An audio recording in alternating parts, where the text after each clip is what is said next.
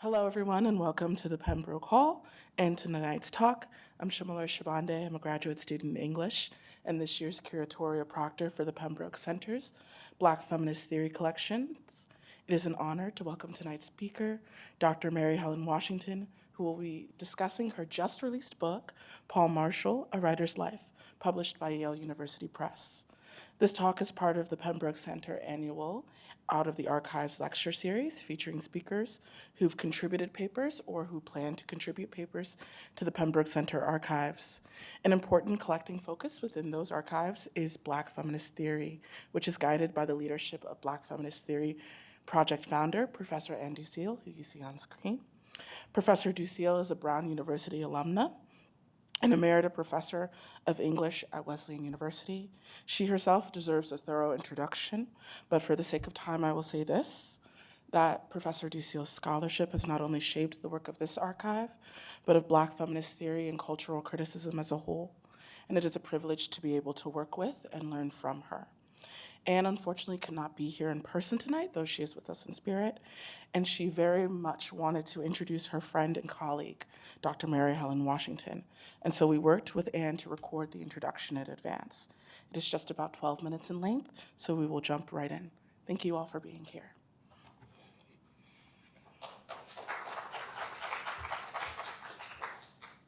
I regret that I'm not able to join you in person for this singular event, but I'm thrilled and honored to have this opportunity to say a few words about our esteemed guest speaker, Dr. Mary Helen Washington, Distinguished University Professor Emerita at the University of Maryland's highest honor.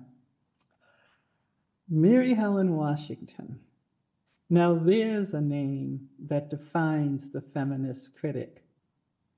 With apologies to Professor Washington, I am of course riffing her own oft-quoted observation about the meaning of tradition in feminist discourse. Playful plagiarism aside, my statement is no less true. Mary Helen Washington is the Dean of Black Feminist Studies in particular, although she is rightly claimed as a pivotal force in the development of several other disciplines and venues, including American and African American literary, historical, and cultural studies, as well as the broader field of American studies, which she has helped shape for more than half a century, even serving as the president of the American Studies Association.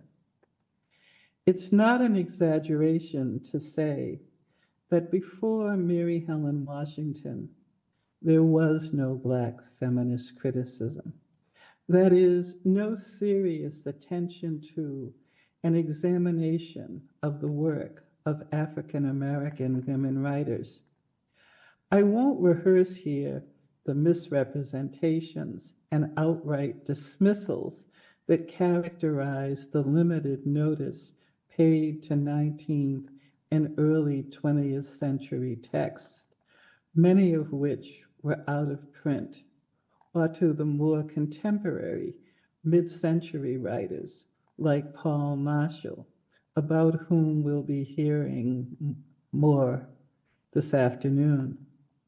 Nor was there an established interpretive community for the work of young Black women writers, which began appearing in the early 1970s.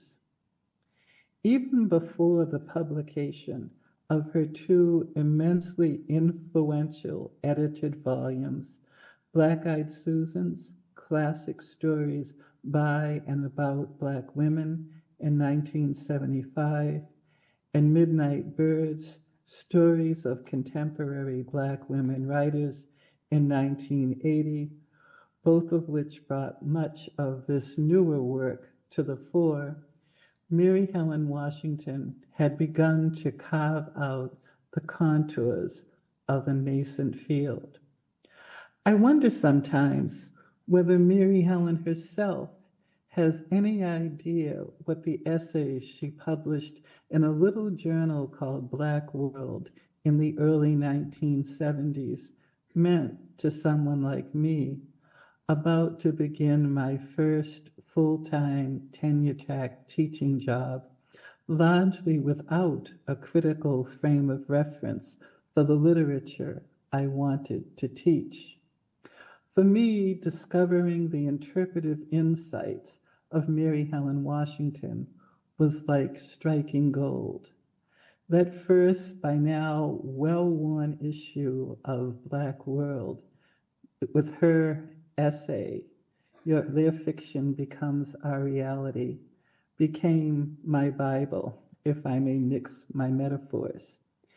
In it, Dr. Washington drew our critical attention to the writing of Toni Morrison, Alice Walker, Gwendolyn Brooks, Paul Marshall, Toni K. Bambara, and even Maya Angelou, names well known to the world today, but not then.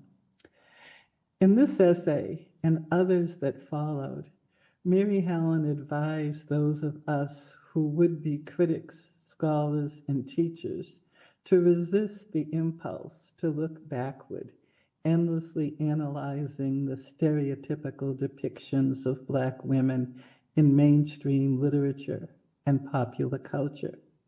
She argued that rather than reacting against perverted fantasy figures like Beulah, Sapphire, and Pinky, we should turn our critical attention toward Morrison's Pauline Breedlove, Hurston's Jamie Crawford, Paul Marshall's Maud Martha, Shirley Ann Williams' Dessa Rose, and all the other, quote, brilliant portraits of Black women created by Black women, end quote. It was good advice that many emerging scholars attempted to follow. And Mary Helen Washington further enabled the tide-turning critical engagements that ensued with her own cutting-edge scholarship and editorial work. That is to say, her intellectual labor and literary detective work made our teaching and research possible. To make the point more succinctly, Mary Helen Washington was the vanguard of a pioneering generation of scholars who not only built new fields, but who also changed the color and the culture of the academy. The New York Times Book Review has rarely been more profound and prophetic than when it proclaimed some 40 years ago that, quote, Mary Helen Washington has had a greater impact upon the formation of the canon of Afro-American literature than has any other scholar, end quote. But the importance and both the formative and the transformative powers of Dr. Washington's scholarship do not start or stop with a single canon. In addition to African American letters, her groundbreaking research and writing, including her brilliant, probing 2014 monograph, The Other Black List, the African American literary and cultural left of the 1950s, have made and continue to make essential interventions in the realms of American literary, cultural, and historical studies, as well as feminist and political theory. The Other Black List, for example, has altered how we read both the cultural production and the leftist politics of the Cold War era, while also shining a critical light on writers whose work has been under-examined. Today, library bookshelves are lined not only with the works of Professor Washington, but also with that of her students. For while I know she doesn't look the part, Black Don't Crack, in a career that is now in at least its sixth decade. She has trained legions of scholars who have gone forth in her footsteps. Her contributions to American studies, to African American studies, to feminist studies, to literary and historical studies, to the American Studies Association, as a loyal, longtime member and former president, excuse me, and to the larger profession are too numerous to iterate. But because it means so much to so many, I do want to point out that lauded at the time as a tour de force, her presidential address to the ASA in 1997, Disturbing the Peace, What Happens to American Studies if you put African American studies at the center, remains a kind of unofficial manifesto of the association to which many of us continue to turn for inspiration and direction.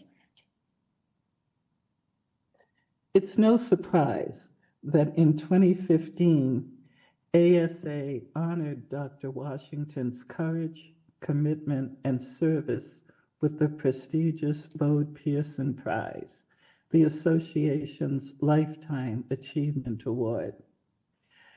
Mary Helen Washington is the impeccable scholar, the consummate critic, the model teacher, the fearless warrior woman leader, and the most down-to-earth, best of all possible colleagues and friends. By now, I think you realize that Mary Helen Washington hardly needs my praise. I offer it nonetheless. And it's typical to say to those about to take the stage 3 little words, but at my state of being, I dare not say break anything. So I say happily, split an infinitive, dangle a participle, and do that thing you do so well. Please join me in welcoming to Brown, to the Pembroke Center, Dr. Mary Helen Washington.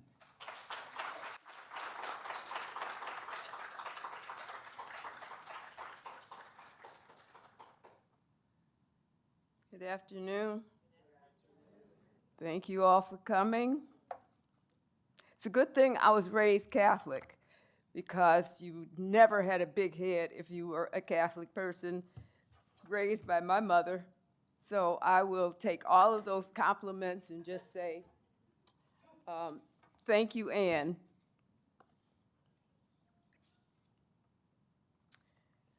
I want to introduce Paul Marshall, and you'll see I have a little phrase up there that I tacked on at the last minute. You are not going to ignore me.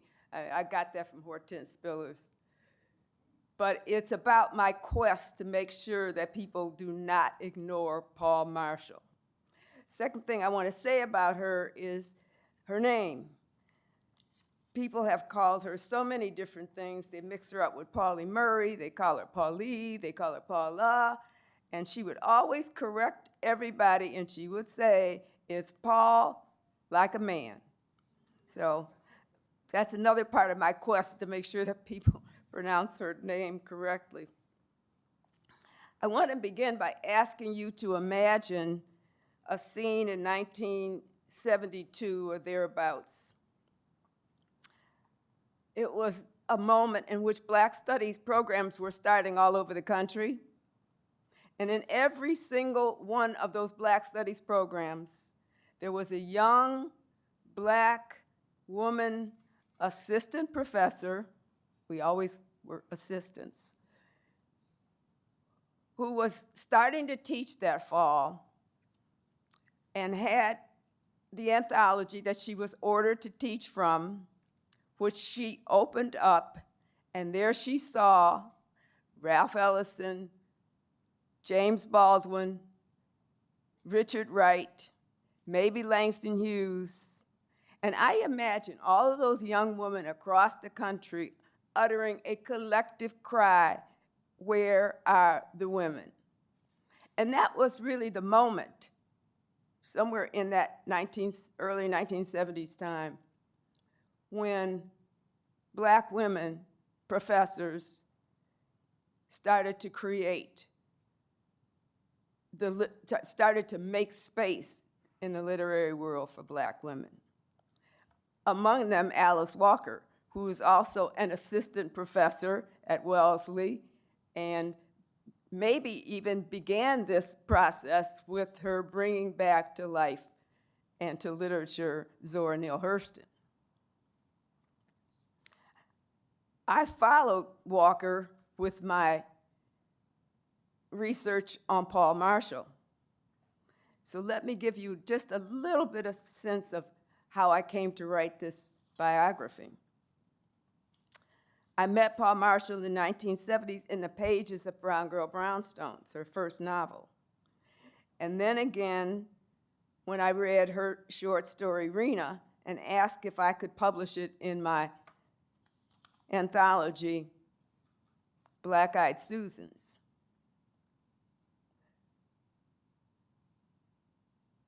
It was a groundbreaking story.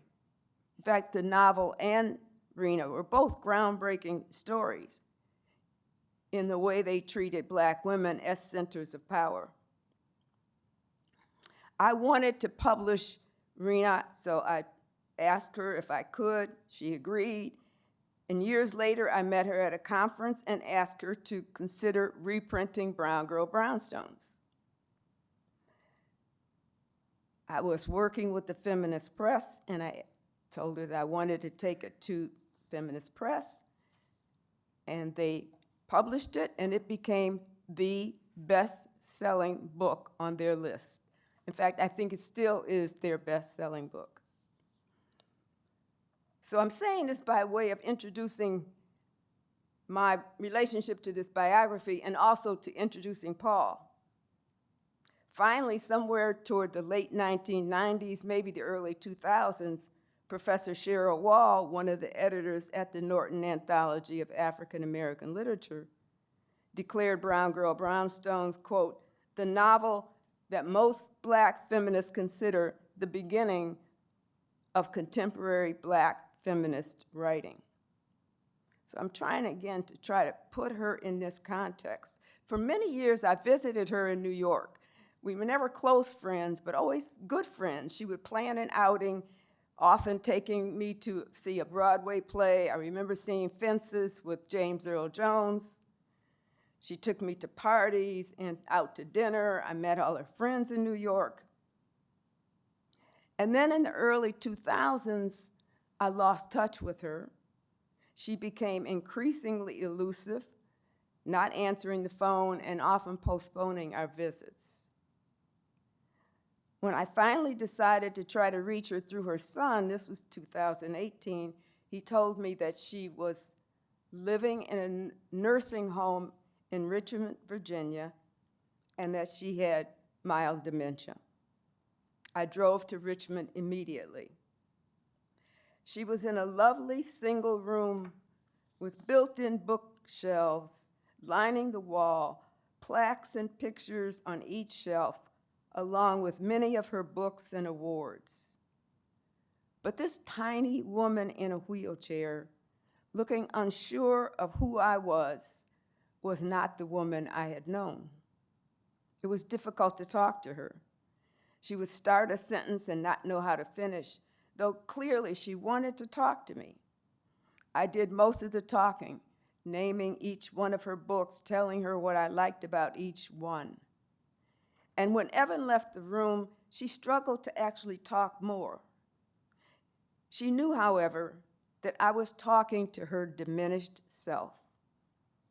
And this writer, who had for 50 years created brilliant portraits of women, speaking with the insight of a writer, in a moment of great clarity out of the fog of dementia, said to me defiantly, "You're looking at something that no longer exists."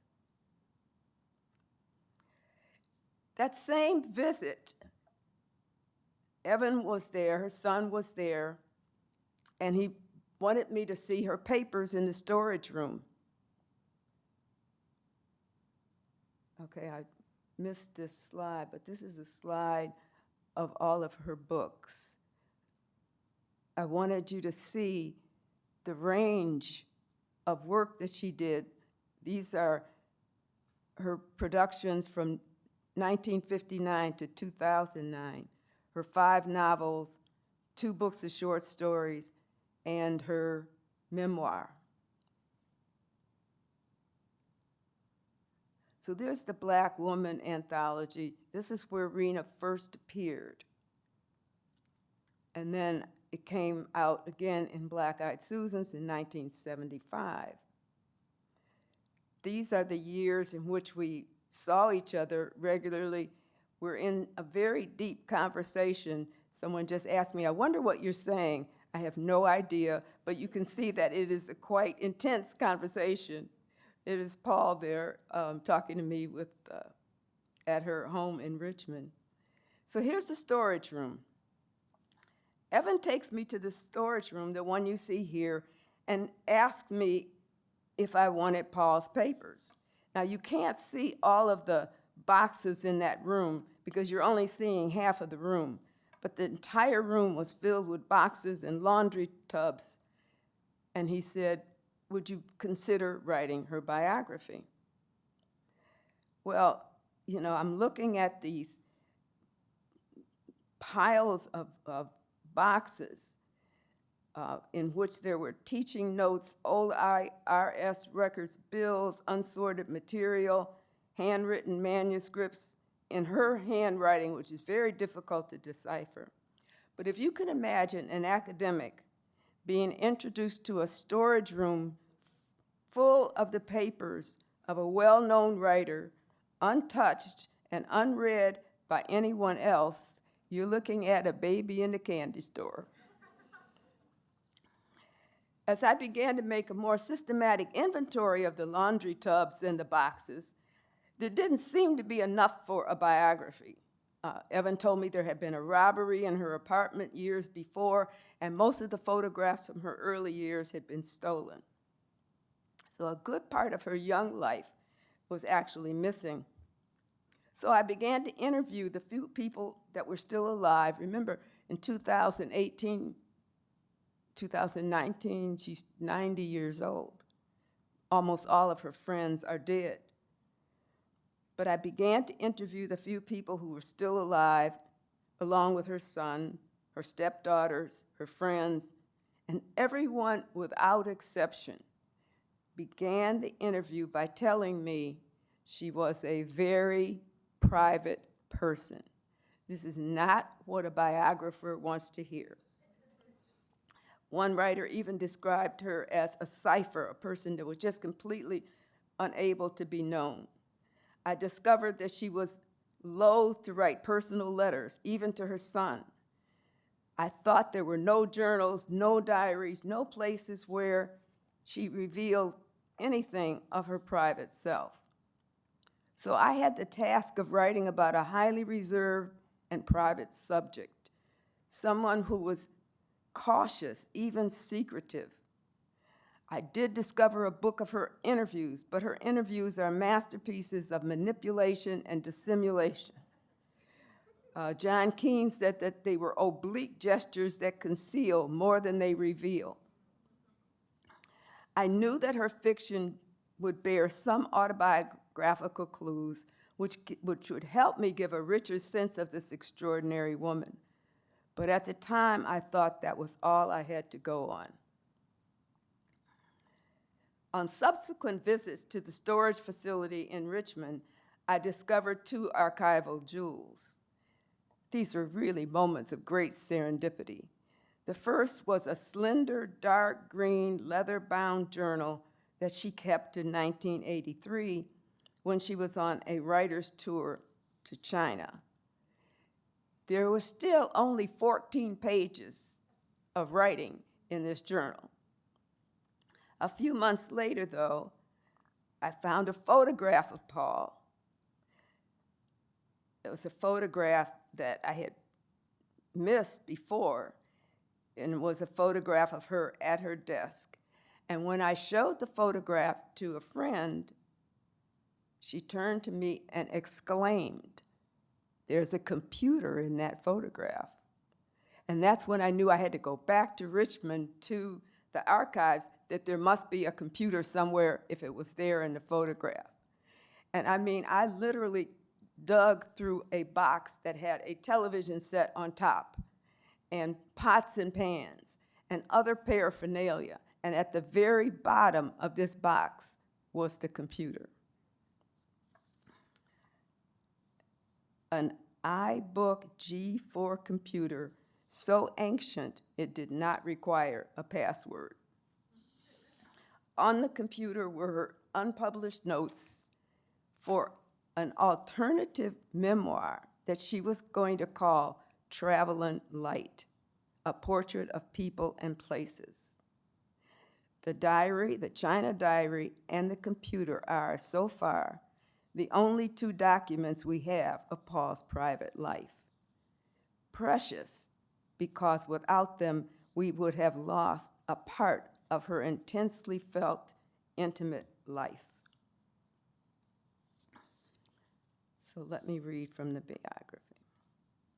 Since no password was needed, there was easy access to the files, which she kept on the desktop in photos that included tributes to other writers, various lecture invitations, photographs of her grandchildren, reminders to herself that she had begun forgetting things, of how to use the phone and the dates the caretaker would come.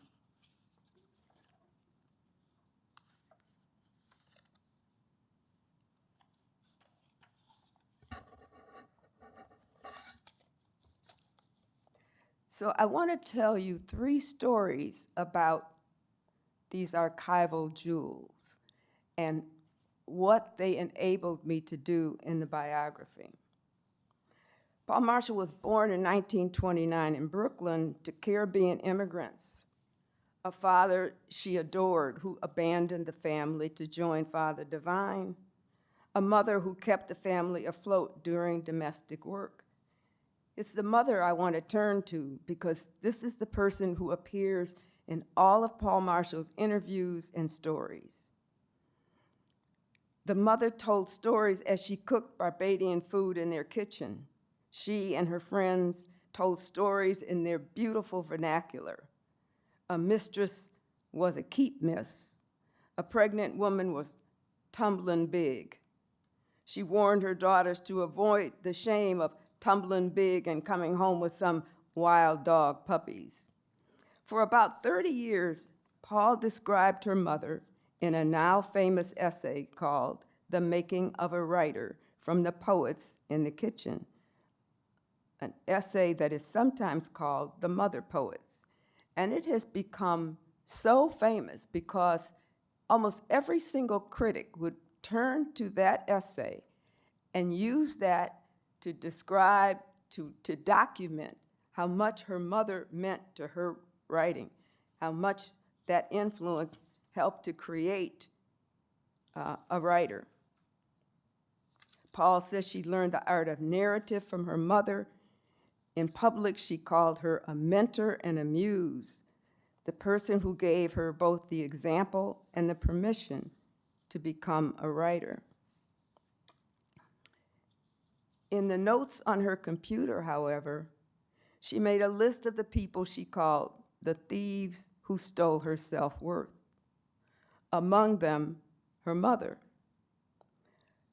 A mother who was opposed to her daughter's desire to be a writer.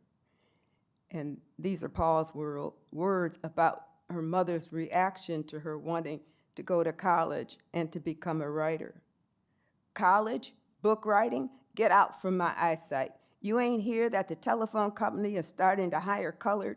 You best march yourself down there and beg for a job. Further,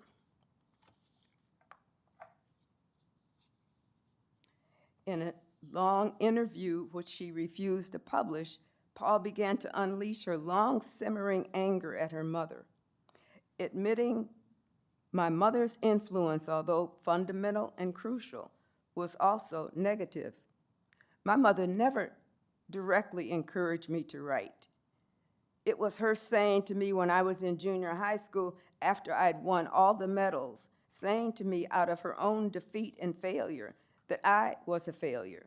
No, the influence was not positive. It was full of problems, stress, and antagonism. She called me a force-ripe woman. She would say, 2 head bulls can't reign in a flock. Or, here, you come to read the burial service over me. Look how I done brought something in the world to whip me. She wanted me to get a job as a secretary or at the telephone company, not to go to college, to get along in a kind of minimal way. Because of all my grand ambitions, she used to call me poor great. In this interview, Paule spoke candidly about her mother's domination. Yet several weeks later, Paule wrote to the interviewer refusing to allow the interview to be published. Quote, "Don't like the way I sound at all in that Boston interview, too garbled and repetitious. Don't want to see that stuff in print anywhere." She even tried to explain her retraction, saying that she was grappling with the relationship with her mother in spiritual terms, and she would be more forthcoming in her memoirs. After she had breakthroughs with yoga and meditation, I will deal with my mother in that memoir, and I will then let it all hang out. So she says to the interviewer, just delete the interview part and everything will be fine. So Paule's contradictory statements in interviews became the reality of Paule Marshall that I was seeing over and over again. That there would be a person who publicly would make one statement and privately there would be another Paule. And I realized that that was going to be the substance of my biography, how to reconcile these two Paule Marshalls. For example, she says in another interview, she said that I did not have the kind of boldness I gave my character Selena in Brown Girl Brownstones. But when I looked at the files from the storage unit, I found a set of handwritten notes marked Rebellion, Independence, Notes to be Saved, that show a very defiant and rebellious Paule. The revelations in the China Diary also continue this same pattern. And the China Diary, as I said, which is only 14 pages long,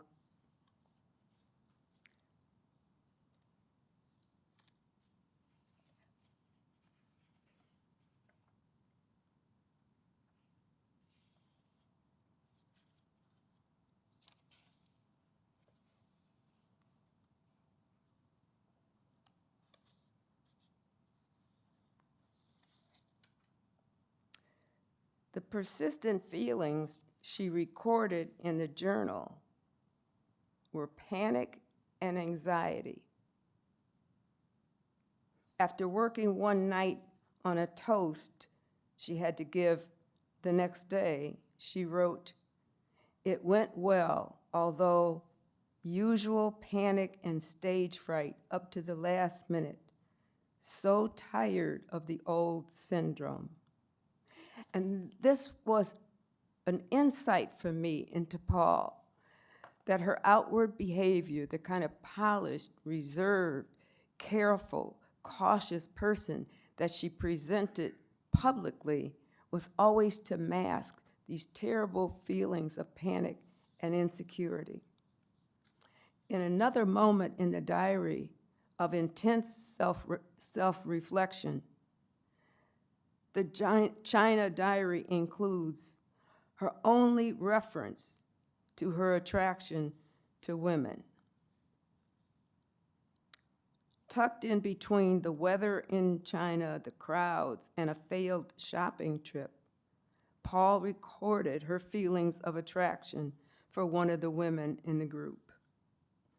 It is a 49-word, 5-sentence excerpt that is a mosaic of complicated feelings. Desire tinged with guilt and shame. She says in the diary, "My feelings, as guilty as they are, as they make me feel, must be respected." You see the need that she has to honor these feelings, also an expectation of rejection, curiosity about her feelings and the woman, and the fear of risk.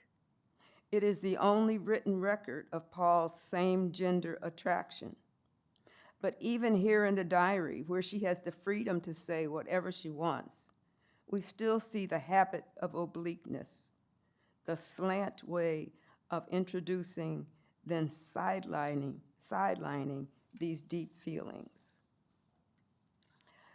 The revelation of Paule's sexual attraction is particularly stunning because publicly she often privileged Black heterosexual unity as the bedrock of Black communities.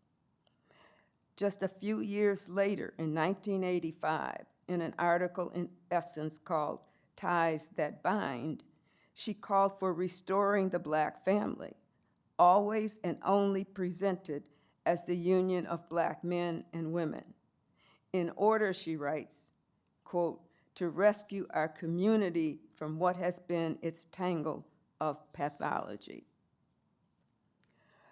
This public distancing from same-sex desire is perplexing, considering that the most vivid, effective, and erotically charged passages and scenes of sexual desire in Paule's work are almost always queer. If she never publicly divulged anything about her own queer sexual desires, the China Journal allows us to see that she was working through the voices in her head, rerouting desire through her art, clearing the way for more daring explorations of sexuality in her next novels, Daughters and the Fisher King. So you can see how the diary becomes this rich source of my ability to read her work. In the diary and on the computer, I see her acceptance of that self. And I see her also writing about it in her work. But publicly, she never uttered a word about same-sex sexuality. So how do these documents amplify Paule Marshall as a writer? I make the claim at the beginning of this biography that Paule Marshall did what none of her contemporaries in Black American literature had yet attempted. As the heir to African American, Caribbean, and African cultures, what she called her triangular road, she insisted on viewing Black people as part of a world community. So that's one of the examples of the Paule Marshall, of the singularity of Paule Marshall's vision. She made fierce examinations of colonialism and capitalism, as well as racism and sexism. That is, she represented colonialism and racism in Caribbean countries and in the United States. So that kind of transnational vision was also one of the signs of her uniquely independent intellect. She foregrounded non-conforming, non-heterosexual women in the fiction, always portraying them as agents in their own lives. What the biography shows, or tries to show, is that in the fictional world Paule created, she gave us access to the interior lives of Black women, removing the veils of secrecy in order to explore these women's desires and fears. And I turned in the last part of the biography to people like Kevin Quashie, Candace Jenkins, Deborah McDowell, Elizabeth Alexander, who have written about the difficulty of public exposure for Black women. Quashie, I write, is particularly illuminating in his description of the interior as expansive, voluptuous, creative, impulsive, and dangerous, not a quiet place. What the biography then shows is Paule removing the veils of secrecy in order to explore the desires and fears of her characters, even as my biography shows, she tightened those veils around her own life, disguising and concealing what she herself recognized as the many currents of Paule Marshall.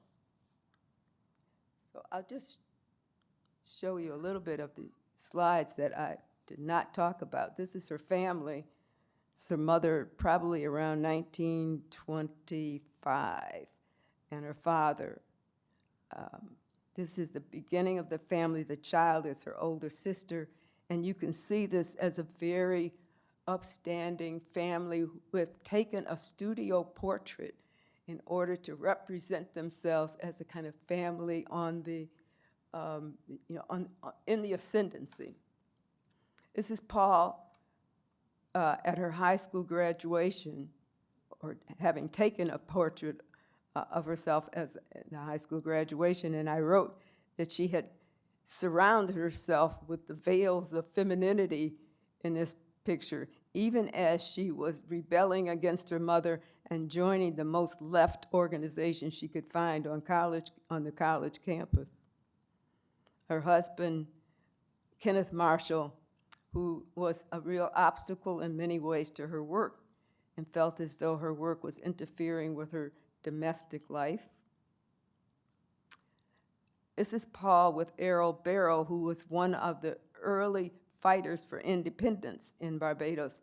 There she is with her son. And one of the reasons I include this picture is because you see her in, almost a kind of intimate circle with people who were fighting for independence in Barbados and in some of the other countries, some of the other Caribbean countries too. And it was, part of the way she had access to the people who were anti-colonialists, an access that she would not have had in the United States. And so I think one of the things about her work that is so important is that she was conversant with those struggles in other countries, and she used those struggles to make commentary on the United States. Paule worked for 3 years with a small journal called Our World.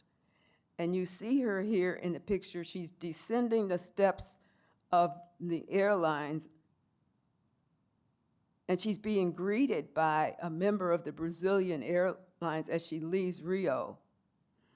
She has her coat over one arm, her newspaper in hand, a little attaché case with her. She has, in the 3 years that she was at Our World, she crisscrossed the Black Atlantic, or the Atlantic world, at least 4 or 5 times. She is 26 years old in this picture. So she already had, kind of access to the rest of the world. Unfortunately, in everything that I could find, she almost refused to talk about her life at Our World in the positive terms that I see it as. And partly that was because she started there, and her first assignment was as a food and fashion editor, even though she had applied, as a major journalist. And it was a magazine that published centerfolds of black women bathing beauties. And she would always try to bring dark-skinned models there, and they would always refuse her and use the most light-skinned women there. And this is kind of Paul in her literary community. And you see in this picture how much she was a part of the black literary world. She's there with Ossie Davis, Michael Harper, Toni Morrison, Toni Cade Bambara. Let's see, who do I recognize? This James Baldwin is next to Toni Cade. And Roscoe Lee Brown, a wonderful actor, is right behind James Baldwin. And then there on the end is Ruby Dee. And one of the things that I like about centering her in this picture is that you see her among the artists, the academics, the literary people. That's Margaret Alexander in the front. And yet, the question has to be asked, if she was, centered in this literary world, what happened to create the void that we have about her and her work? This is Little Girl of All the Daughters, is book one of her novel, Daughters. And you see the epigraph there, Little Girl of All the Daughters, you ain't no more slave, you's a woman now. And it's a book that is so overtly feminist, and yet when people ask her about it, she would say, if there's any feminism in it, it's because I was trying to lead to the unity between black men and black women. I mean, she would not ever really accept herself as a feminist. And yet, when they published this novel in England, I think they used two women there to at least gesture to the fact that they are lesbians in the novel.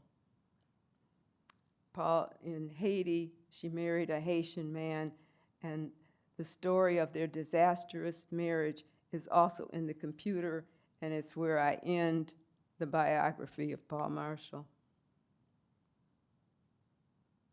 Thank you. I would like to have, time for questions. So. Professor Washington, thank you so much. I wonder if you'd say a little bit more about the last thing you ended on, thinking about how Paul Marshall falls a little bit out of our conversations about iconic black women writers. In your talk, you seem to suggest part of it might be about her kind of pan-African or black collective, her diasporic imagination, which really doesn't, she's doing this in 1959 at a time when that's not really the way in which most black writers, especially black women writers, are going. And also she's early because it's 1970 when Alice Walker and June Jordan arrives. She's 59, but do you have other things that you might say about how she falls out of that, pantheon? See, I think you hit on exactly the beginning of her falling out of prominence.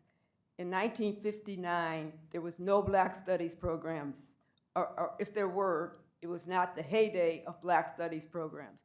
There aren't any young African-American women assistant professors. It's 1959. She's coming on the end of the Cold War, or close to the end of the Cold War. It's a conservative period. The 1950s were one of the most conservative periods in the country, in this country, and that was because of the reaction to the Cold War. It was a period of, quote, integration. And integration, what did it mean? It meant assimilation. It meant becoming acceptable to white people. It meant all of those kind of conservative. It did not mean fighting against racial injustice. It did not mean fighting white supremacy. It meant us, black people, becoming more acceptable. So it also, was a period of, I would call it sexual repression, especially for women. And so Brown Girl Brownstones is outstanding in the sense that it challenges those cultural conventions for women, for black people. But it's 59, and nothing is going to happen for black women, as a collective until the early 1970s. But the second thing is her writing from the point of view of the Caribbean. So her second novel is set in the Caribbean. It's a fictional Caribbean country.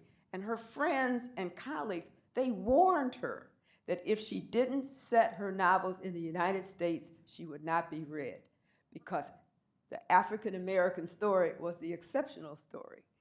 And to not write about that meant that you didn't have this huge audience in the United States that would be privy to or would be comfortable with that setting.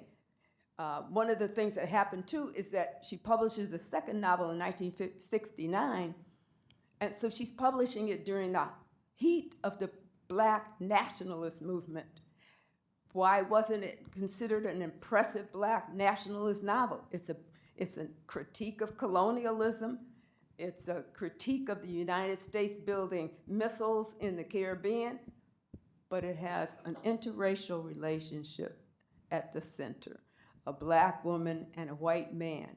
And the Black nationalists trashed the novel for that. And the two people who wrote the most vituperative reviews of that novel were two Black nationalist women, Jean Carey Bond and Nikki Giovanni. And what did they say? Giovanni said, this novel is this foreign novel by I think she called her a West Indian princess. It is something, they simply could not digest. Jean Carey Bond said she's writing in standard English and called her a Rembrandt in blackface. And Larry Neal, who along with Amiri Baraka was, creating the manifestos of Black nationalism, said that her interracial relationship was a betrayal of Black people. Now imagine this criticism of her. So that novel never was accepted as a major contribution to the Black arts movement.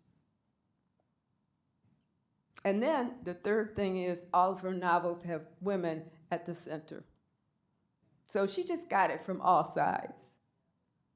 Thank you for your question, Kevin.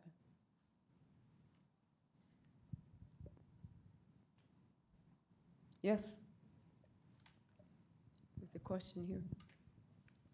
Yes. There's the microphone right there. Thank you so much. It was so interesting. And my question maybe a little bit follows yours, Kevin, but maybe not. But I was fascinated with what you had said about her very ambivalent relationship with her mother, right? And That's the word, ambivalent. Yeah.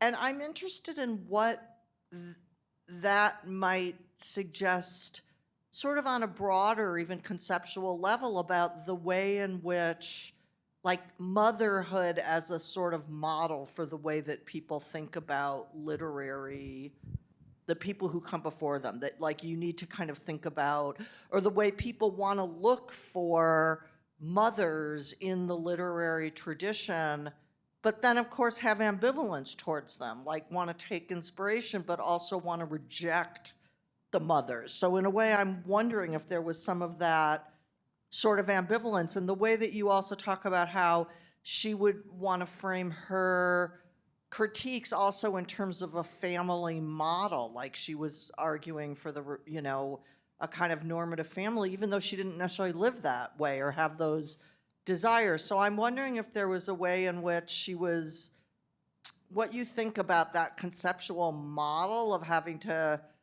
maintain this model of kind of tracing mothers and daughters and mothers and daughters, even though her own relationship to it was much more ambivalent than that. It was probably around 1983 when she started reading Virginia Woolf, and she changed the name of the essay that she gave over and over again, which was originally called The Mother Poets, and she changed it to "We think back through our mothers if we are writers."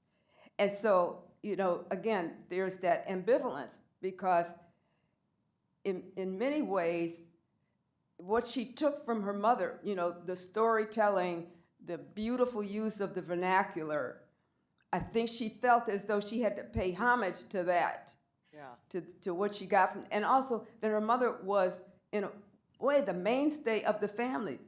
Her father abandoned the family when she was about 12 and joined the cult called Father Divine. So the father was gone. So she has only the mother, really, as she grows up, to depend on.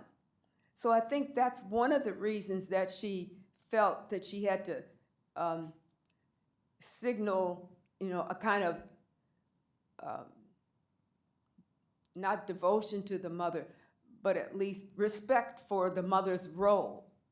But they were deeply antagonistic toward each other. Paule was a very rebellious young woman. And as I say, when I found this handwritten note, a handwritten note in which she has rebellion, independence, save these notes. And in it, she talks about all the ways in which she rebelled against her mother. She started with her name change. Her name was Pauline when she was christened Pauline Valenza Burke. And when she was about 12, she called herself Paul, and she wouldn't answer to Pauline, even though her mother wanted her, insisted on it. She joined a church. She joined I think it was the Episcopalian Church. And her mother had nothing but contempt for religion, which I think Paule started to accept later on in her life. And sexually, she was very rebellious. She stayed out late at night. She hung around with people that her mother did not approve of. And her mother, kind of eventually, her mother said, she called them own ways. You have own ways. But she said, my mother never beat us. And eventually, she sort of gave up, trying to fight against her. And she felt like there was at least respect between them. But her mother wanted she wanted her daughter to lead a life that was safe and secure and conservative. What mothers in the 1950s didn't want that? You come home and say, I want to be an artist, and that's not exactly, what your parents want to hear. So there was that too, but there was also a deep rivalry between them, because the mother had this power with words, and Paule had this power with the pen.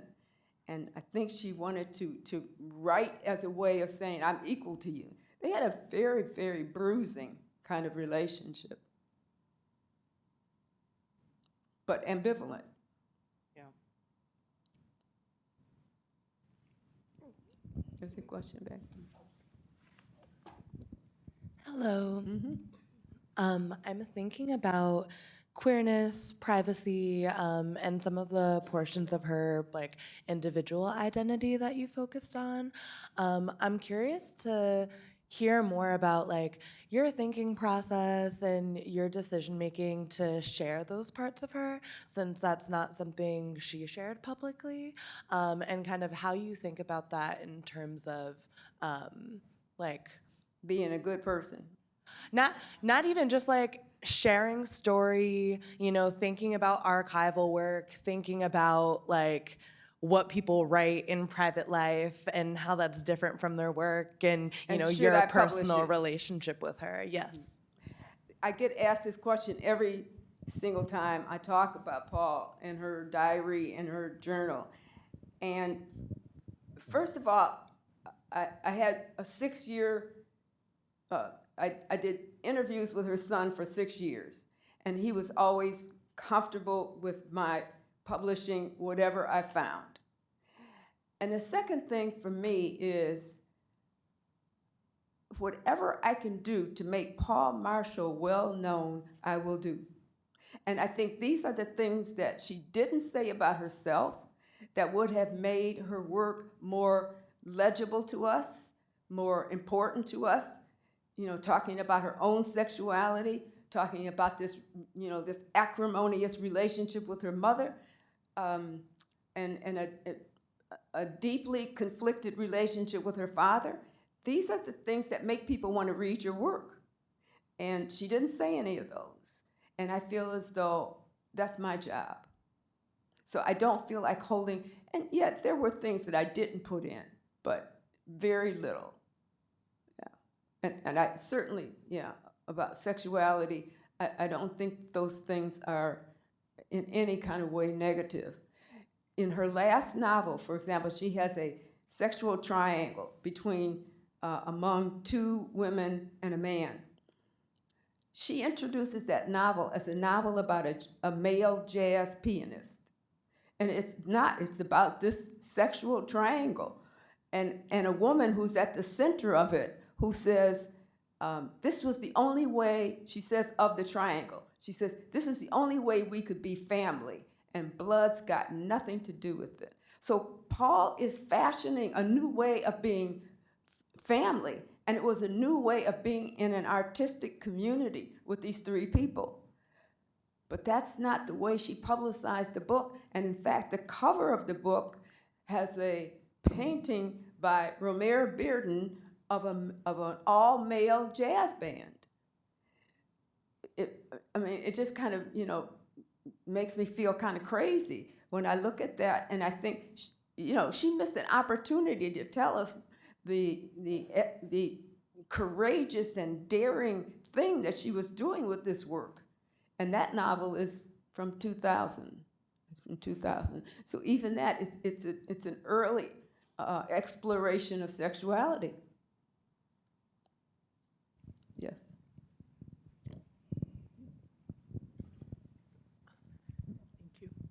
Thank you for being here.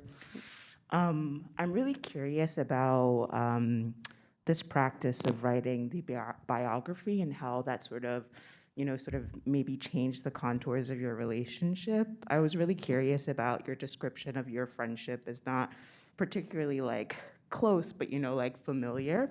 And I'm thinking about that sort of harrowing moment at the nursing home when you are speaking to Paule Marshall and she responds back, that person isn't here anymore, or something along the line. Sorry for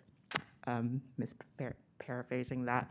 But yeah, I'm wondering, in sort of going into her personal archive and familiarizing yourself with a part of her life that wasn't available to you initially, how that sort of affected your relationship to her. With her? Yeah. It certainly made me understand her better. I saw many, many different sides of her. I think it made me a lot more comfortable with my own secretiveness and hiddenness, and aware that that is always there in everybody's life. I don't know if I would have had, the courage to explore things that, better than she explored them. I think it just made me very much aware of how complicated we are as people, and that secretiveness is probably part of all of our lives. I don't know if I'm answering your question. Yeah.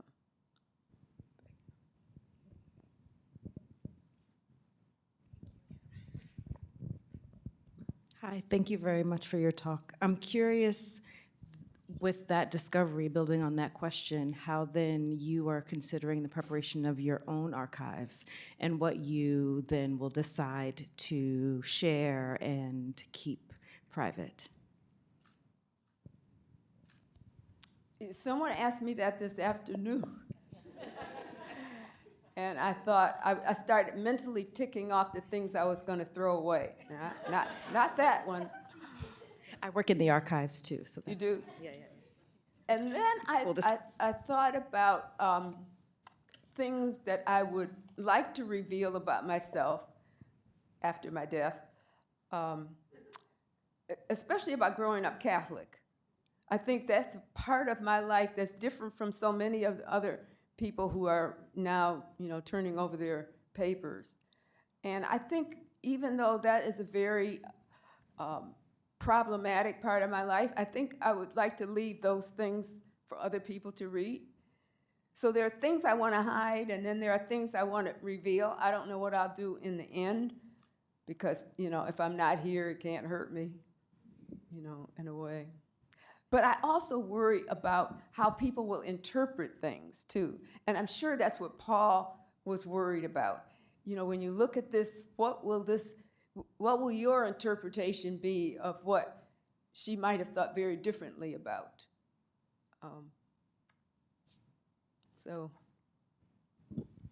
Thank you. Somebody. Professor Washington, thank you.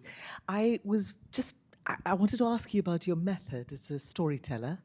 I was so struck that in most biographies, you see a subject emerging from humanity as in individual form, but you are always placing Paul Marshall in community.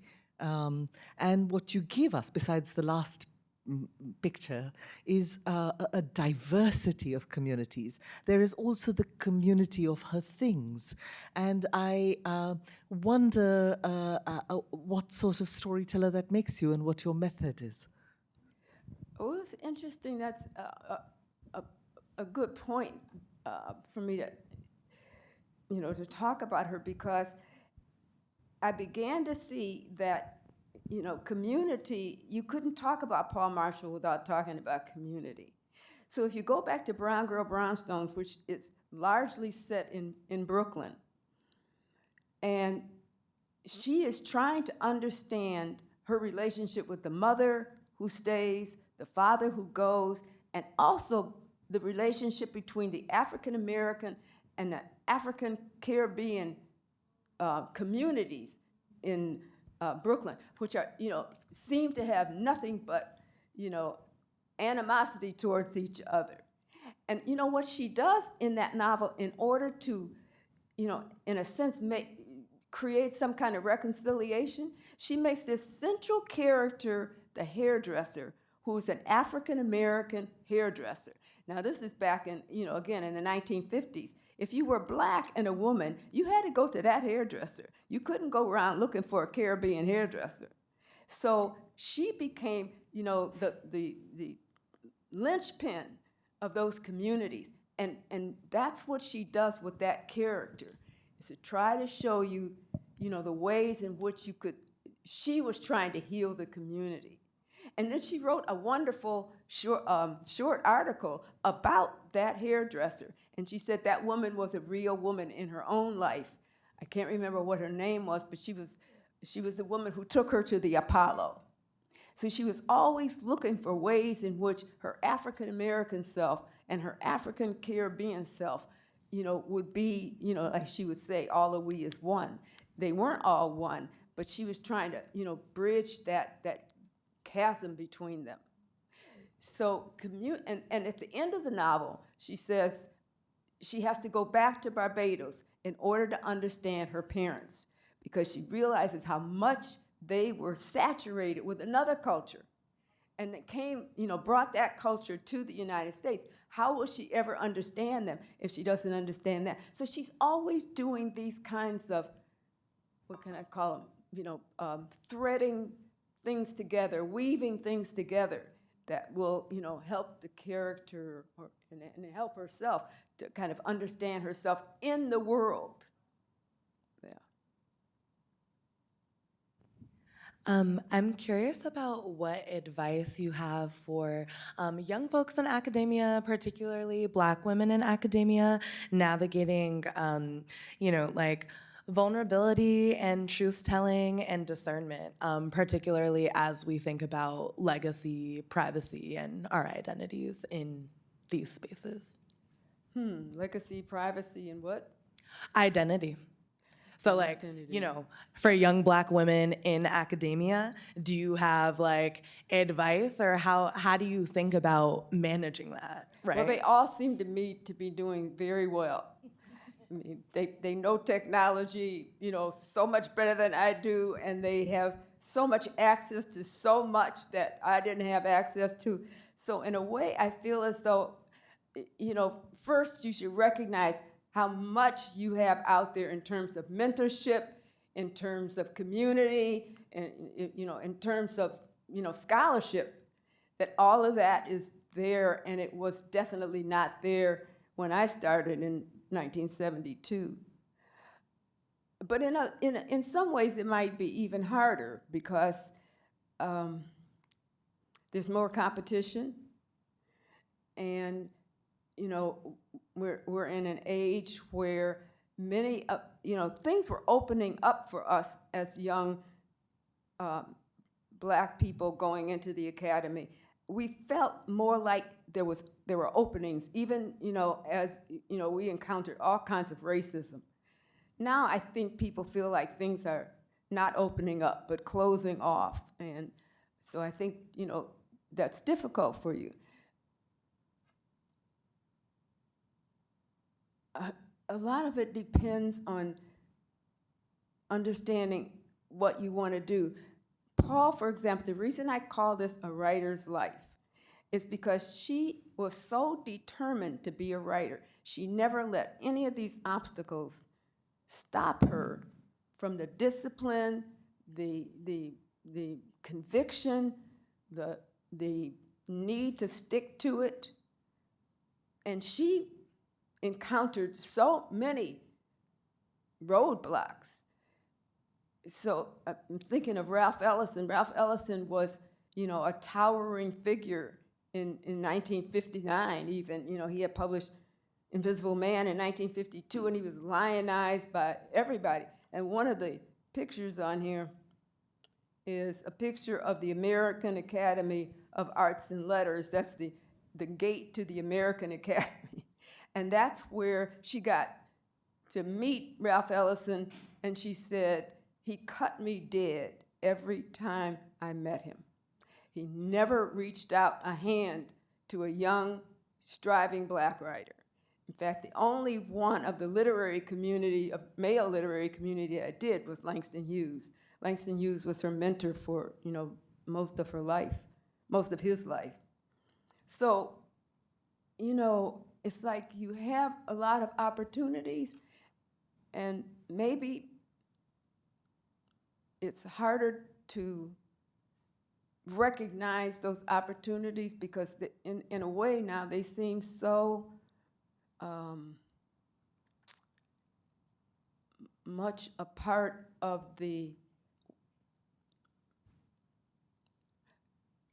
you're already so much a part of the academy in ways that we weren't. And so I do think in some ways it's harder. The community of African American women scholars in 1972 was very close. We all knew each other. We all celebrated each other. We spent time with each other. We emailed each other. And there was a sense that we had to help the next generation. So it all depends, I think, on how you can access that kind of determination. Thank you. Mm-hmm. Thank you for your questions.